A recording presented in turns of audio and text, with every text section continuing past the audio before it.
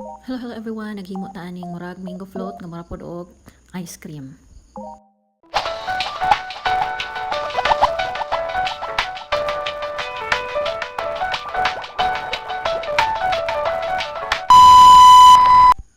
So ato na lang po ning itry ang ato ang stainless nga lutoana, no? Kani siya mas flex ni siya, no? Kay fully paid naman, o pwede na siguro ni gamiton, charot lang.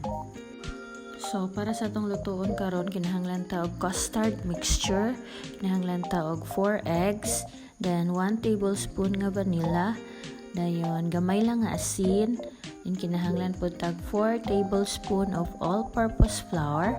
So, i-mix lang ni siya hantod mag-well combine, and then pagkahuman magbutang ta og 1 can nga evaporated milk og 1 can nga condensed milk.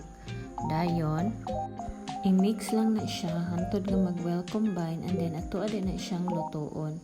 So, ato aning hulaton nga mo sticky, dayon pagkahuman, pero wala na ko nakahulat nga mo sticky, gibutang na nako ang 1/2 nga butter, and then gimix ra pud na nako siya diri. So hantod nga mo sticky na gyud ang ato ang mixture. So ato pa din ibutang sa chiller for whole night, and then ugma na ta magluto og tiwas or maghimo og tiwas. So fast forward pagkaugma, naghimo day ko ana og chocolate nga kuan sana para pang toppings, and then ato ara nang siyang gitunaw sa 1 can nga evap milk. Actually dili gid 1 can kay gamay ra magud ni ako ang chocolate, mga 1/4 ra sa can akong gigamit ani. So pag mag-melt na gali ang chocolate, so ato ana nang siyang set aside kay ato ara nang pang topping sa atong himuon unya. So ako nang gikuha katong ako ang custard mixture nga gibutang nako sa chiller for whole night. Inana na siya ka sticky pagkaugma, and then magbutang ta og kaning all-purpose nga cream. So actually medyo palpak din ning trabaho kay kani ako ang Nestle cream, or dili din Nestle cream ako napalit, makato ni siyang carnation, no? So mas maayo gid ay nga Nestle cream ato ang gamiton kay mo stick gid siya sa chiller, no? Murag mo kuan siya, mo gahi gamay, and pero kaning carnation lanay gid siya, murag na siya oil sa ibabaw, pati katong kuan, pati katong Alaska, no? Kay gusto lagi unta ta makatipid, pero no, mas maayo gid ay katong Nestle cream, bahalag mahal kay ma-achieve gid nato ang atong desired nga consistency sa atong mixture. So bahalang nagkapalpak-palpak na ta magpadayon ra gihapon ta. So nagbutang pud ta og isa na pud ka condensed milk ato po nang gibutang sa chiller, no? Kay para mo sticky pud siya.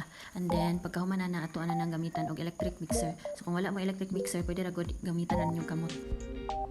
So sa akong gingon ganina, dili gid perfect ang consistency, no? Dili gid unta nimo ay desired nato nga consistency. Pero sagdi na lang sa unta man nga mao naman gid ni medyo basa-basa gid siya.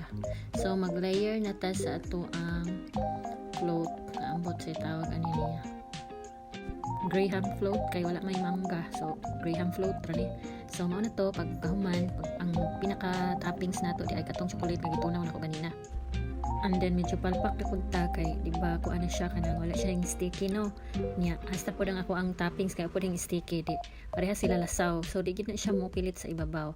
So bahala na lang ni ato na lang gyud ning ipadayon, kulangan pa gyud atong chocolate kay gamay ra kay atong chocolate nga gitunaw. So ato na lang nang gi ato na lang gid nang gi kutaw-kutaw diha, bahala na lang gyud unsa nay porma ana niya.